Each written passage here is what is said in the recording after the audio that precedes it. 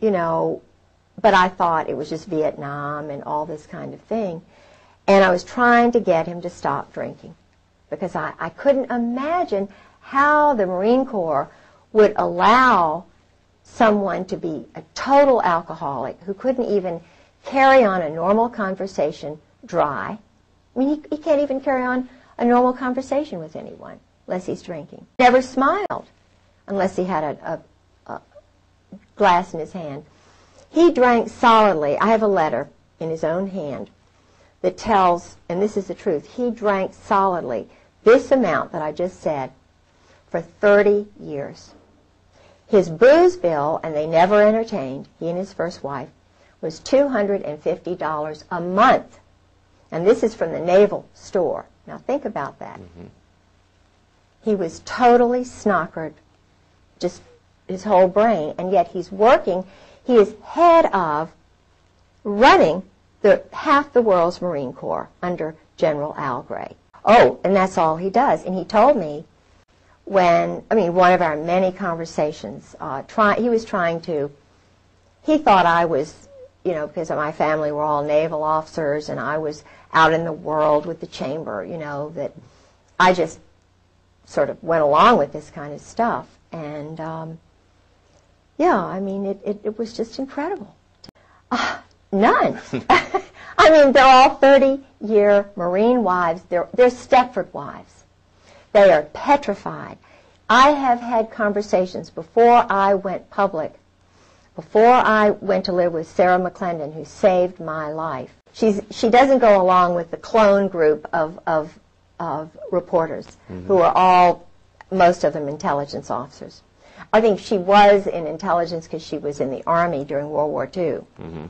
And she's just a remarkable mind, and I lived with her for 5-6 months. And what's interesting is she called my home. After I had called her or had seen her on C-SPAN, she couldn't get through to my house. I was living there by myself. Every time she called my home, this is 1996, from March until she finally got hold of me, she had to go to another phone in Maryland to get me on the phone. Every time she called me from her house, she was told, this is a military base, and the Griggses don't live here anymore. It's electronic warfare. It's part of their deception. They have many levels, but it's all under a big operation. They have an operation now to totally ruin me. In February of '96, I tried to ask the colonels. They knew I was on the move, trying to find information. All right. And I called General. I had to call a General Miller in Jacksonville, who was in my husband's address book, and told him I was looking for Christmas card list, and, you know, I needed General Joy's telephone number because one of the colonels whom I trusted, Colonel Ken Millis, lied to me. Captain Phil Holwager lied to me. And so I got this General Jim Joy, who was the one who was in the Operation Just Cause. Was it Just Cause, the one in Panama? Charge of all the psychological operations, the booming music that they hit Noriega with, the chasing him around. That's General Jim Joy, who was behind Waco, and General Carl Steiner, the Snake, who tried to steal Desert Storm away from Schwarzkopf. I knew him because my husband told me, you know, that he worked with General Joy and General Steiner. They were the triumvirate, but they had different names. They were, you know, in plain clothes. They had different passports. So I got him on the phone. I was given the number by this General Miller. Yes, I said, General Joy, I'm Kay Pollard Griggs. My husband, George Griggs, was in the Marine Corps, and he's battered me badly, and we're looking for him because, you know, this has been going on too long, and blah, blah, blah. And I was recording this conversation, you see. I was sitting on my bed with the diary right out in front of me. And he didn't know that I had the diary. He didn't know anything. It was cold call, like they do cold murders. after when they graduate from SEAL school. Cold murders. I was doing a cold telephone call. And he said, "No, I don't believe," and these were his exact words, "No, I don't believe I know your husband." This is someone my husband, I have a card that General Joy sent my husband after the murder, of the death of his first wife, saying, "Call me anytime." You know, this man, here I was, traumatized, battered, beaten, and he lies to me. So I said, "Well, General Joy, that's funny, because I'm looking at my husband's diary when he was in Beirut, and you're meeting with him almost every day." I said, "You know," first, before that I said, "You know, he was the chief of staff for General Al Gray, you know, he's one of Gray's boys. You know, chief of staff of Fleet Marine Force Atlantic, runs half the world, all of the Middle East, NATO Defense College. You don't know my husband? You're a general? You live outside of Quantico? Don't know my husband?" I made it very clear. No, can't say as I do. So then I told him about the diary, and these are all immature, adolescent males. These are men who don't know how to deal properly with adults. He said, his exact words were, "Oh, that George Griggs." Oh, that George Griggs. A number of the Marines told me a little bit about Dale Dorman. Dale Dorman's not a happy camper. Okay. Dale Dorman, because of some mistakes my husband made, was shot. It's 7:15 to 7:30.